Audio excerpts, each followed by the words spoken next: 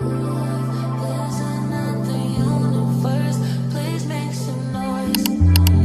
Give me a Kita akan membahas tentang sistem kerja transformator. Sebelumnya, mari kita bahas terlebih dahulu apa itu transformator. Trafo adalah peralatan listrik yang mengubah bentuk energi listrik menjadi bentuk energi listrik lainnya. Nilai tegangan listrik yang dihasilkan oleh trafo ditentukan oleh kebutuhan energi listrik. Sistem kerja trafo didasarkan pada induksi elektromagnetik dan melibatkan dua kumparan yaitu primer dan sekunder. Nah, ini adalah bagan dari transformator. Sekarang kita akan membahas komponen-komponen pada trafo. Yang pertama, kita akan membahas inti besi. Inti besi pada trafo adalah struktur berlapis tipis dari baja silikon yang berfungsi untuk memperkuat medan magnet dan menyalurkan fluks magnetik antar kumparan primer dan sekunder pada trafo. Fungsi utama inti besi pada trafo ini adalah yang pertama, penguat medan magnet. Inti besi memperkuat medan magnet yang dihasilkan oleh arus listrik di kumparan primer, membuatnya lebih efisien dalam mengalirkan energi. Fungsi yang kedua yaitu penyalur fluks magnetik, yaitu untuk menyediakan jalur yang efisien agar fluks magnetik dari kumparan primer dapat terhubung sepenuhnya dengan kumparan sekunder. Komponen yang kedua yaitu kumparan. Kumparan merupakan kawat penghantar yang melilit inti besi dan berfungsi dalam proses induksi elektromagnetik. Terdapat dua jenis kumparan utama, yaitu pertama kumparan primer. Kumparan primer adalah tempat arus listrik bolak-balik atau AC masuk. Kumparan primer adalah kumparan yang menerima arus listrik input dari sumber daya listrik. Ketika arus listrik mengalir melalui kumparan primer, medan magnet terbentuk di sekitar inti trafo. Yang kedua yaitu kumparan sekunder. Kumparan sekunder adalah tempat tegangan listrik keluar setelah proses induksi. Kumparan sekunder adalah kumparan yang menerima induksi medan magnet dari kumparan primer. Induksi ini menyebabkan tegangan listrik terbentuk pada kumparan sekunder yang kemudian dapat digunakan sebagai output trafo. Selanjutnya kita akan membahas lapisan isolasi. Lapisan isolasi pada trafo terbuat dari berbagai material seperti minyak trafo, selulosa atau kertas, material sintetik atau epoksi, polyester, amida, dan porselen untuk memisahkan bagian-bagian bertegangan tinggi dan mencegah hubungan listrik yang tidak diinginkan, dan juga berfungsi sebagai pendingin pada jenis trafo tertentu. Komponen selanjutnya yaitu tangki trafo.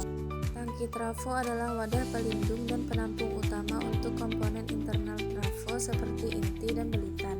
Terbuat dari baja, tangki ini diisi dengan minyak isolasi untuk mencegah kebocoran, mengisolasi komponen serta membantu membuang panas yang dihasilkan selama operasi trafo melalui sirkulasi minyak.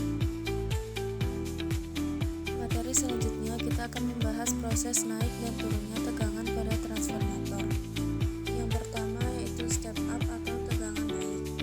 Proses step up adalah menaikkan tegangan listrik menggunakan prinsip induksi elektromagnetik dengan jumlah lilitan kumparan sekunder lebih banyak daripada kumparan primer, sehingga menghasilkan tegangan output yang lebih tinggi dari tegangan input. Langkah-langkah proses step up trafo. Yang pertama, pemberian arus listrik AC pada kumparan primer. Arus bolak-balik atau AC dialirkan ke kumparan primer yang memiliki jumlah lilitan lebih sedikit.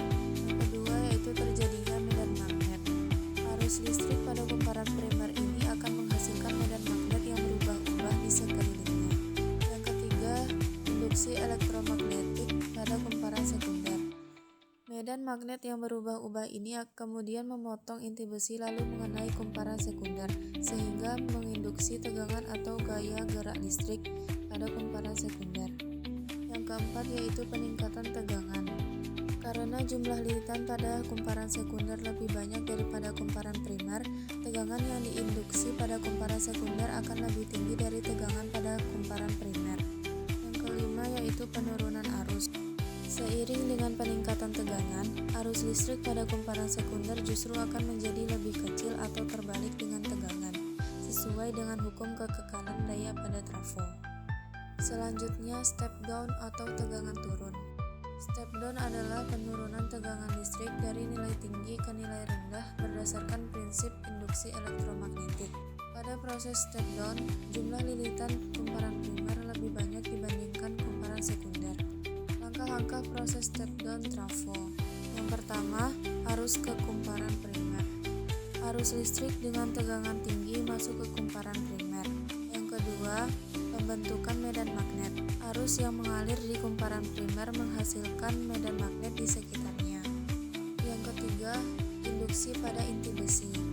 Inti besi pada trafo mengarahkan medan magnet ini, mencegah penyebarannya, dan memastikannya fokus pada kumparan sekunder untuk transfer energi yang efisien. Yang keempat yaitu induksi pada kumparan sekunder. Medan magnet yang berubah ini menginduksi tegangan pada kumparan sekunder. Nah, dari gambar ini bisa dilihat bahwa pada proses step up, jumlah lilitan kumparan sekunder lebih banyak daripada kumparan primer. Dan sebaliknya pada proses step down, yaitu jumlah lilitan kumparan primer lebih banyak dibandingkan kumparan sekunder. Nah, kalau ini adalah bagan yang menunjukkan proses terjadinya kenaikan dan penurunan tegangan listrik di trafo. Sekarang kita akan menjawab pertanyaan bagaimana bisa ada R, S, T, dan N pada trafo. Pada transformator atau trafo, sistem 3 fasa yaitu R, S, T adalah notasi untuk 3 fase yang berbeda, sementara N adalah notasi untuk kabel netral. Huruf-huruf ini berfungsi sebagai penanda untuk fase-fase input daya listrik L1, L2, L3, dan kabel netral yang berasal dari kumparan primer dan sekunder trafo untuk mendistribusikan energi listrik 3 fasa ke berbagai beban. Kita akan membahas tentang RST. Pada sistem kelistrikan 3 fasa, R, S, dan T adalah simbol penanda untuk 3 kawat fasa yang membawa tegangan bolak-balik atau AC dengan pergeseran fasa satu sama lain. Selanjutnya N atau netral. Pada trafo, netral adalah titik referensi tegangan nol yang berfungsi sebagai saluran balik untuk arus listrik, melengkapi rangkaian tertutup agar peralatan dapat bekerja. Nah, ini adalah penjelasan detail mengenai R, S, T, dan N. Kita akan membahas R, S, T terlebih dahulu. Pada sistem kelistrikan 3 fasa, R, S, dan T adalah simbol yang digunakan untuk menandai 3 kawat fasa atau jalur tegangan yang berbeda dari sumber daya listrik, seperti pada trafo atau instalasi listrik industri. R, S, dan T adalah notasi untuk ketiga kawat dada atau jalur tegangan yang berbeda yang membawa arus bolak-balik atau AC secara berurutan dengan perbedaan fasa 120 derajat. Simbol ini berfungsi sebagai penanda urutan fasa untuk mengidentifikasi dan mengelola daya listrik 3 fasa yang digunakan untuk industri dan beban listrik besar. Selanjutnya yaitu N atau netral. Pada transformator, titik N atau netral ini adalah titik pusat atau tengah dari koneksi kumparan sekunder yang terhubung dalam konfigurasi bintang, yang menjadi acuan tegangan nol atau terhubung ke tanah untuk sistem kelistrikan 3 fasa. Kabel netral berasal dari titik tengah atau tengah gulungan trafo distribusi. Netral berfungsi untuk menyediakan jalur kembali ke sumber listrik untuk arus yang mengalir dalam sistem 1 fasa atau arus fase ke netral, dan juga untuk menyeimbangkan sistem 3 fasa secara keseluruhan. Selanjutnya kita akan membahas fungsi R, S, T, dan N. Yang pertama kita akan membahas fungsi R, S, T pada trafo. Pertama yaitu identifikasi fasa. R, S, T adalah simbol untuk mengidentifikasi 3 gulungan atau lilitan primer atau sekunder pada sebuah trafo 3 fasa. Yang kedua yaitu kabel penghantar. Kawat-kawat ini mewakili 3 jalur tegangan AC yang berbeda dalam sebuah sistem 3 fasa. Yaitu distribusi daya. Dengan adanya 3 fasa ini, sistem dapat mendistribusikan daya listrik yang lebih besar dan merata ke kebutuhan industri atau beban yang besar dibandingkan dengan sistem 1 fasa. Ini yang terakhir terakhir yaitu penggunaan umum. Simbol RST sangat umum digunakan dalam instalasi listrik 3 fasa yang mengalirkan daya dari pembangkit listrik atau trafo ke berbagai konsumen. Selanjutnya kita akan membahas fungsi N atau netral pada trafo. Yang pertama yaitu saluran kembali arus. Kabel netral berfungsi untuk melengkapi lob arus yang mengalir dari fasa ke beban dan kembali melalui netral ke sumber. Fungsi yang kedua yaitu titik referensi tegangan nol. Titik netral berfungsi sebagai titik acuan dengan potensial tegangan nol atau 0 volt yang penting untuk stabilitas sistem. Fungsi yang ketiga yaitu membatasi arus gangguan. Jika terjadi gangguan pada sistem kelistrikan, misalnya gangguan fasa ke tanah, titik netral yang dibumikan dengan resistor netral atau NGR dapat membatasi arus gangguan, melindungi trafo dan peralatan lain dari kerusakan.